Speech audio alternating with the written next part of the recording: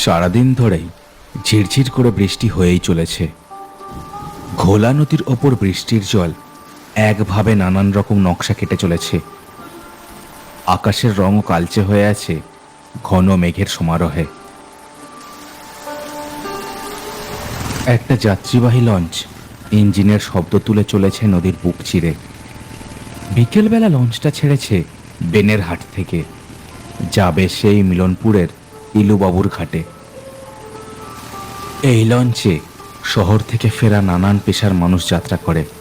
হাটুরে থেকে শুরু করে স্কুলের শিক্ষক শিক্ষিকা এবং শহরে ব্যবসা করতে যাওয়া কিছু ব্যবসাদার সবাই এই লঞ্চেই সপ্তাহের এই শেষ দিনে মিলনপুরে ফিরে আসে। ওহ, কি বর্ষাটাই না নেমেছে! কি মনে হয় বটাদা, আজ রাতে অক্ষত অবস্থায় মিলনপুরে পৌঁছতে পারবো তো? বাজে বকিস নি, একই থেকে থেকে যা ধুলুনি দিচ্ছে, ও একেরে তুফান ছেড়েছে যেন। এই অসময় তোর এই অলক্ষণে কথাগুলো না বললেই চলছে না, তাই না? আরে মজা করছি, চোটে কেন যাচ্ছ? আরে মরলে তো সবাই একসাথে এই লঞ্চে ভূতের কীর্তন করা শুরু করব। রাতুলের এই অসময়ে মজা করার স্বভাবটাই একেবারে পছন্দ নয় বটার, তাও সে কিছুই বলে না। ওদের উল্টো দিকে একজন মাঝবয়সী মহিলা এবং আরেকজন মাঝবয়সী লোক বসে ওদের কথা শুনছিল। ওরা ছাড়াও আরেকটা বেঞ্চে শেষ শুক্রবারের হাটের মাছ ব্যবসায়ী হরি জেলেও বসে বসে বিড়ি টানছিল। ও হরিদা, তা ব্যবসাপত্র এখন কেমন চলছে? অনেক দিন তোমার সাথে দেখা সাক্ষাৎ নেই, সব ভালো তো? হ্যাঁ, এই চলে যাচ্ছে রে। তা অনেক দিন পর যাচ্ছিস মনে হচ্ছে মিলনপুর।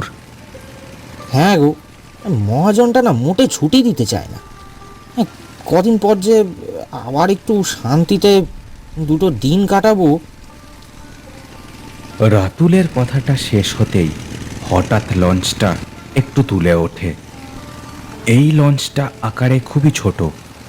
এমন বেশ কিছু ছোট ছোট ফেরি নৌকাই বেনের হাট থেকে মিলনপুর যাবার একমাত্র উপায়।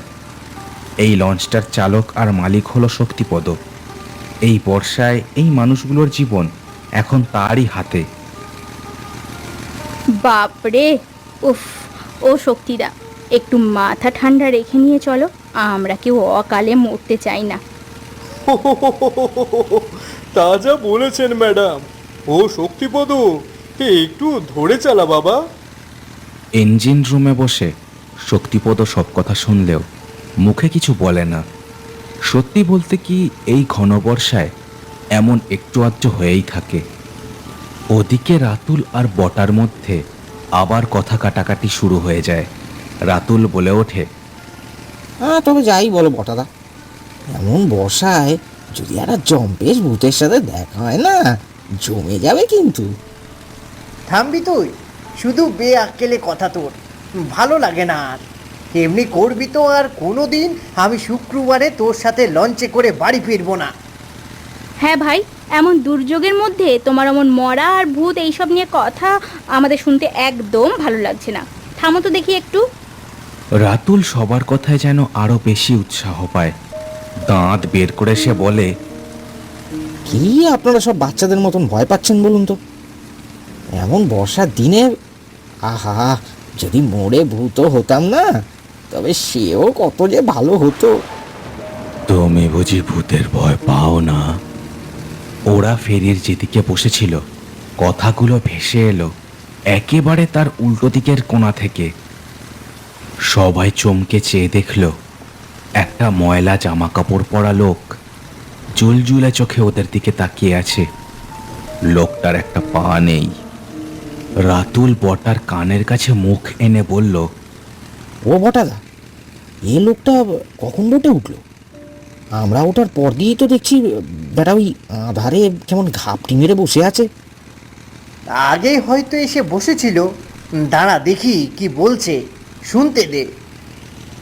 লোকটা এবার একটা কুটকুটে হাসি হাসলো সবার মুখের দিকে তাকিয়ে। আধারে এমন ঝুম মেরে বসে আছে লোকটা, সত্যি দেখলে গাটা ছমছম করে ওঠে। কি ভাই, পাও না বুঝি ভূতের ভয়? না দাদা, আমি তো আর 5 বছরের শিশু নই যে ভূতের ভয় পাবো। যত সব। বাহ, ভালো। তোমাদের মতো সাহসী মানুষেরই তো সমাজে দরকার। সবাই চুপ করলো। লঞ্চটা ইঞ্জিনের শব্দ তুলে এগিয়ে চলেছে একই গতিতে। বর্ষায় দূরের নদীর বুকের ওপর হালকা একটা ধোঁয়ার আস্তরণের সৃষ্টি হয়েছে। রাতুল এবার পকেট থেকে তার ফোনটা বের করলো। তারপর লঞ্চের বাইরের দিকে তাক করে বৃষ্টির ছবি তুলতে লাগলো একটার পর একটা। ফস করে ফোনের ফ্ল্যাশটা জ্বলে উঠতেই এবার একটা কাণ্ড হলো।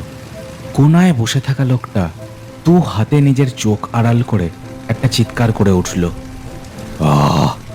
কি হচ্ছে?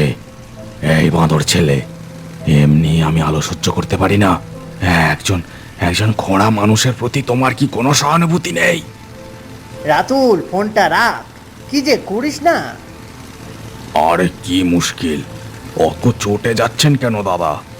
আজকালকার ছেলে একটা দুটো ওই কি বলে সেলফি সে তো তুলবেই। হ্যাঁ দেখো দেখি, বিনা কারণে দাদা, আপনার এই অবস্থা হলো কি করে? মানে আপনার পা? লোকটা এতক্ষণে একটু স্বাভাবিক হয়েছে। সে আবার একটা তেঁতো হাসি হেসে বলল, হ্যাঁ, এর পিছনে একটা বিশাল গল্প আছে, আমি বলতে পারি, তবে যদি আপনারা ভয় না পান। যাকে শুনুন, যদিও এটা এই খোলা নদীর ওপর ঘটে যাওয়া একটা সত্যি ঘটনা। আমি যখনকার কথা বলছি তখন এই বেনের হাটপুর আর মানিক এইসব জায়গার নামই কলকাতার মানুষ জানতো না। এইসব এলাকা ছিল একেবারে গণ্ডগ্রাম।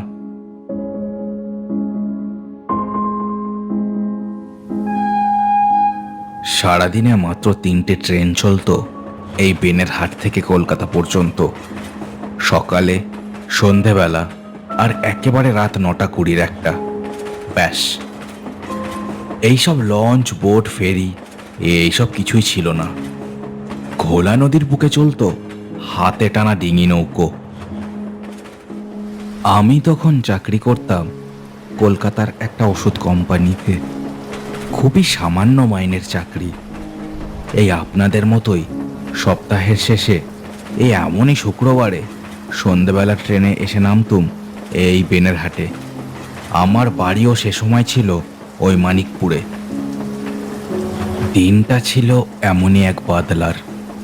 সকাল থেকেই ঝিরঝিরে বর্ষায় মানুষের নাজেহাল অবস্থা হয়েছিল। ফলবশত হলো কি, আমি সন্ধ্যার ট্রেন ধরতে না পেরে রাত 9টার পর এসে নামলাম এই বেনের হাটে। স্টেশন থেকে বাইরে যখন পা রাখলাম, চারিদিকে কোথাও কোনো মানুষের চিহ্ন নেই।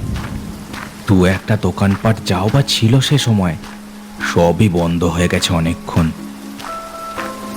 আমি ইট বেছানো কাঁচা রাস্তা ধরে বর্ষায় আমার ছাতাখানা মাথায় দিয়ে আঁধারে কোনো মতে পথ দেখতে দেখতে চললাম ঘাটের দিকে। আমার সাথে কোনো আলো ছিল না। খুব বেশি দূর যেতে পারিনি। একটা কলা বাগানের ধার দিয়ে যেতে গিয়েই একটা দৃশ্য দেখলাম। আমি খুব ভয় পেয়ে গিয়েছিলাম। হাতের ছাতাটা মুড়ে পড়ি মড়ি করে দিক বিদিক জ্ঞান শূন্য হয়ে আমি দৌড়তে শুরু করলাম। দৌড়তে দৌড়তে যখন হাঁফাতে হাঁফাতে এসে দাঁড়ালাম নদীর ঘাটে, তখন বৃষ্টির তোর আরও বেড়েছে। হাতের বন্ধ ছাতাটা থেকে জল ঝরে চলেছে টুপ টুপ করে। তা কোথায় যাবেন বাবু? এই কে কে কে? আঁতকে উঠে পিছন ঘুরে দেখি বুড়ো বকুল মাঝি কখন যেন এসে দাঁড়িয়েছে। বকুল মাঝিকে আমি বহুদিন চিনি। তার কুড়ে ঘরটা এই ঘাটেরই একপাশে ছিল তখন। মাঝিদা, ও মাঝিদা, ওই ওই কলা বাগানের মধ্যে ওই লম্বা গাছখানায় একজন ঝুলে আছে। বাপরে, ও আমার বুকটা এখনো ধড়ফড় করছে। বাপরে! বলেন কি বাবু, মৃত্যুদের কলা বাগান নাকি? কই, চলুন তো দেখি। আরে না না, পাগল নাকি? আমি আর কোথাও যাচ্ছি না। তোমার অত দরদ থাকলে তুমি যাও, তবে তবে তার আগে আমাকে একটু মানিকপুর ঘাটে নামিয়ে দেবে, চলো। কি বলছো গো বাবু? একটা লোক অমন ভাবে ঝুলে থাকবে আর তুমি পালিয়ে যাওয়ার কথা বলছো? কে জানে কে সে, না জানি কোন দুঃখটুকু মনের মধ্যে নিয়ে মরলো। আরে বলছি তো, আমাকে মানিকপুর ঘাটে নামিয়ে দিয়ে তুমি এসে যা করার করো। এমনিও এই বর্ষার মুখে তো আর এখানে দেহ সৎকারের জন্য লোক পাবে না। আর তার উপর ওটা কিন্তু পুলিশ কেস হবে, বুঝেছ? আমার মুখে পুলিশের কথা শুনে কাজ হলো। বকুল মাঝি ভয় পেয়ে রাজি হলো আমার কথায়। মিনিট পাঁচেকের মধ্যেই বকুল মাঝির নৌকোতে আমি চড়ে বসলাম। বকুল মাঝিও লগি ঠেলে নৌকোটা ভাসিয়ে দিল ঘোলা নদীর বুকের ওপর। তখনও বৃষ্টি হয়েই চলেছে একভাবে। নৌকোটা একটু সামান্য দূরে যেতেই একটা আজব দৃশ্য দেখলাম আমি। নদীর ঘাটের ওপর বর্ষার জলের মধ্যে কয়েকটা লোক দাঁড়িয়ে আছে। আঁধারে মনে হলো তাদের চোখগুলো যেন জল করছে। মাঝিদা, ওই ঘাটে ঘাটে কারা দাঁড়িয়ে না? ওই যে দেখো। বকুল মাঝিও আমার কথায় সেদিকে তাকিয়ে দেখল। তার চোখ মুখ যেন ভয়ে সাদা হয়ে গেল সে দৃশ্য দেখে। বাবু, আমার মনে হয় না ওটা কোনো মানুষ। তাকাবেন না ওর দিকে, একদম তাকাবেন না। এ কথা বলেই গায়ের জোরে নৌকোর লগি ঠেলতে লাগলো বকুল মাঝি। আমি ভয়ে কাঠ হয়ে বসেছিলাম নৌকোর ওপর। সাধারণ একটা ডিঙি নৌকো এটা, কোনো ছাউনি নেই। মাঝির লগির ঠেলায় সেটা তখন ভেসে চলেছে টালমাটাল করতে করতে। আমি মাথার ওপর ছাতাটা খুলে বসলাম খানিক পরে। ভিজে প্রায় কাকের মতোই হয়ে গিয়েছিলাম ততক্ষণে, তবুও যতটুকু বাঁচোয়া করা যায়। বকুল মাঝি দাঁড় টানতে টানতে বারবার নদীর পাড়ের দিকে তাকাচ্ছিল, যেন কোনো কিছু একটা সে খুঁজে চলেছে একভাবে। ও মাঝি, কি হলো? এখনো এত ভয় পাচ্ছ কেন? যারা ছিল তারা তো ওই পেনের হাটের ঘাটে ছিল, এখানে তো কেউ নেই। কি জানি বাবু, আমার তো সারা শরীর কাঁপছে এখনো। আপনাকে একটা প্রশ্ন জিজ্ঞেস করি। আপনি যে দেহটা ঝুলতে দেখেছিলেন, তার মুখটা কি দেখতে পেয়েছিলেন? মুখ? হ্যাঁ, দেখেছিলাম, হয়তো ঠিক মনে পড়ছে না। শুধু শুধু ওর দুটো চোখ দেখেছিলাম। ওহ, ওই চোখ দুটো। মাঝির কথায় সেই দেহটার চোখ দুটো মনে করতে গিয়ে আমার যেন শরীরটা আবার কেঁপে উঠল। আকাশে এমন সময় কড়কড় করে বিশাল একটা বাজ চমকে উঠল। বিশ্ব চরাচর যেন ঝলসে গেল সেই আলোয়। বাজের আলোতেই দেখলাম মাঝির মুখে যেন আর কোনো ভয়ের ছাপ নেই। উল্টে তার বদলে একটা একটা কুটিল হাসি যেন ফুটে উঠেছে।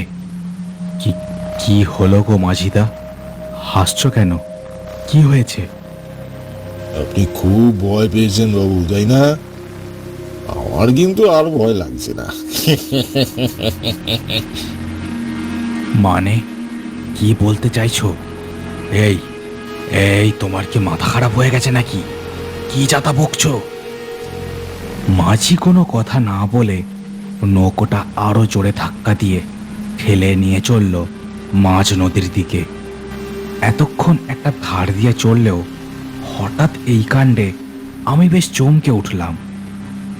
কি হলো হে? হ্যাঁ, মাঝ নদীর দিকে যাচ্ছ কেন? আরে কি হলো?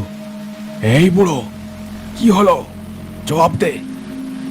মাঝি কিন্তু কোনো উত্তর দিল না। লগি ঠেলা থামিয়ে দিল। এক দৃষ্টে তাকিয়ে থাকলো শুধু আমার মুখের দিকে। কি হলো? আমার কিন্তু ভয় লাগছে এবার। কি হলোটা কি? বাবু জানেন, কাল সন্ধেবেলায় খবর পেলাম আমার গ্রামের বাড়িতে আগুন লেগেছে। আমার বউ, আমার একটা মাত্র মেয়ে, সবাই সবাই পুড়ে ছাই হয়ে গেছে গো বাবু। সবাই। আমার আমার যে আর কোনো কিছুই ছিল না গো বাঁচার জন্য। তাই তো ওই কলা বাগানের লম্বা গাছখানায় ঝুলে পড়লাম ওই আজ সন্ধ্যের দিকে। তবে তবে আপনি কিন্তু কাজটা মোটে ভালো করেননি বাবু। আপনার কাউকে ডেকে তো দেখানোর কথা ছিল ব্যাপারখানা, তাই না? তা না করেই আপনি পালিয়ে এলেন। মানে কি বলতে চাইছো তুমি? গাছে ঝুলে পড়লে মানে? তুমি তো আমি তো এখন ছায়া, বুঝলেন বাবু। আমি অনেক কাজ পারি যা মানুষই কিন্তু পারে না। তবে বাবু, আপনি কাজটা মোটে ভালো করেননি। এর শাস্তি কিন্তু আপনাকে পেতেই হবে। কি বলতে চাইছো তুমি? আমি যে কিছুই বুঝতে পারছি না। আমার মুখের কথা শেষ হলো না, হঠাৎই একটা বাজ এসে পড়ল মুখের উপর। প্রবল আলো আর উত্তাপে ভরে গেল চারিদিক। তারপর আমার আর কিছুই মনে নেই। যখন চোখ খুললাম, দেখলাম জলের মধ্যে নৌকোর ভাঙা ভাঙা অংশ ভাসছে। একটা প্রবল অট্টহাসির শব্দ বাতাসে ভেসে বেড়াচ্ছে, আর সেই ভাঙা নৌকোর অংশের মধ্যে ভাসছে আমার একটা কাটা পা।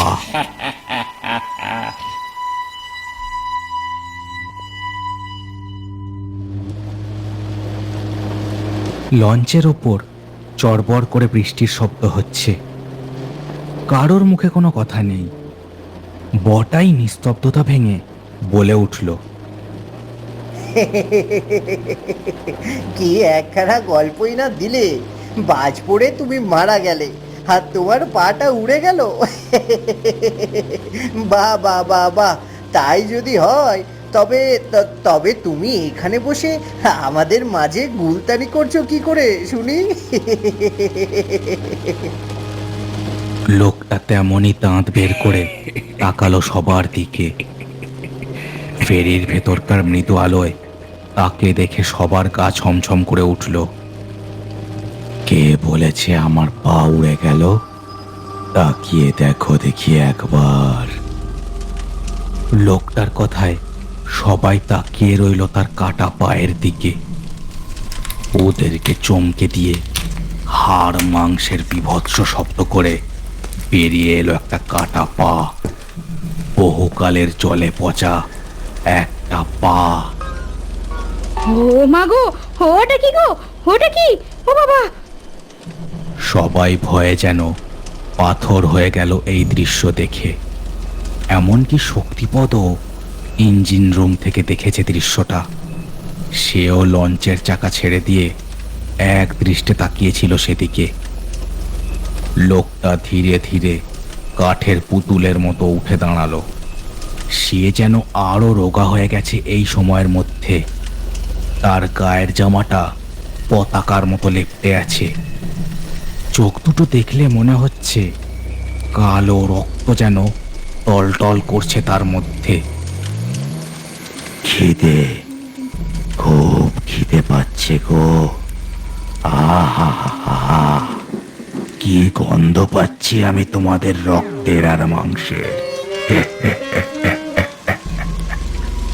বহুকাল কিচ্ছু খাইনি। কি হে ছোকরা, এবারে ভয় লাগছে তো?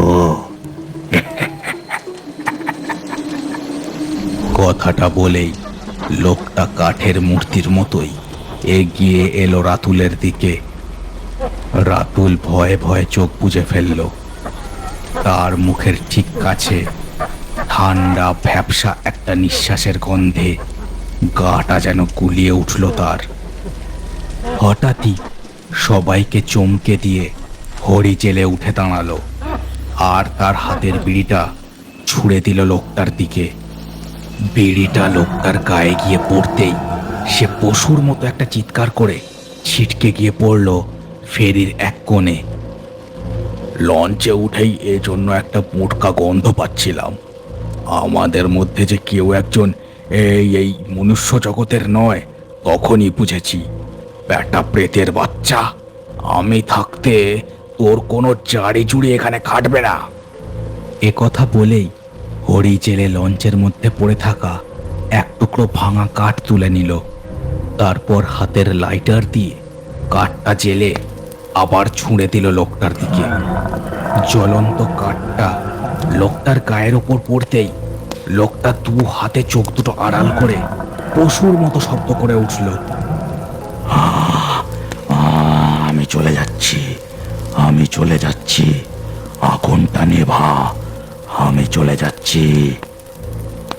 সবাই বিস্ফারিত চোখে দেখল প্রেত মূর্তিটা ধীরে ধীরে বাতাসে মিলিয়ে গেল। পচা গন্ধটাও তার সাথে সাথেই যেন মিলিয়ে গেল বাতাসে।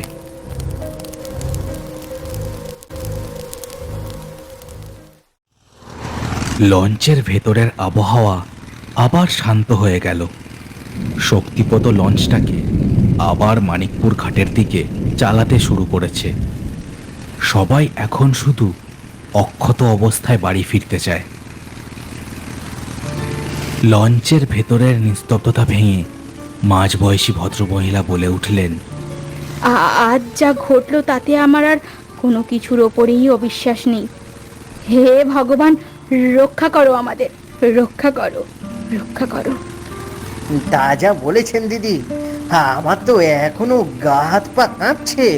ভাগ্যিস হরিদা আজ আমাদের সাথে এই লঞ্চে ছিল, নইলে যে কি হতো। হরিজেলে ততক্ষণে আবার একটা বিড়ি ধরিয়েছিল। ওদের দিকে তাকিয়ে মুচকি হাসি টেনে সে বলল, দেখেন, আমরা হলাম গে এই এলাকার আদিবাসিন্দে, তার উপর আমি পেশায় জেলে। রাত বিরেতে এমন অনেক কিছুর সাথে আমাদের মোকাবিলা করতে হয়, তাই টুকটাক গুণিনবিদ্যে আমার ঢের জানা আছে। আর কি বলেন তো, এই ঘোলা নদীর ওপর এমন অনেক ছায়া শরীরের দেখা পাওয়া যায়। এই নদীর বুকে যারা মরে তাদের মধ্যে অনেকেরই তো সাধ্য শান্তি হয় না, অনেকের তো দেহই খুঁজে পাওয়া যায় না। তারাই বারবার মনের রাগ মেটাতে দেখা দেয় জীবিত মানুষদের। ভাগ্য খুব খারাপ না হলে অবশ্য এদের দেখা পাওয়া যায় না। ভয় পাবেন না। ও শক্তিপদ, এবার ভালোয় ভালোয় বাড়ি পৌঁছে দে বাপ। লঞ্চটা ধীরে ধীরে দুলতে দুলতে চলল মানিকপুর ঘাটের দিকে। বর্ষার শব্দ আর ইঞ্জিনের শব্দ ছাড়া আর কারোর মুখে কোনো কথা নেই।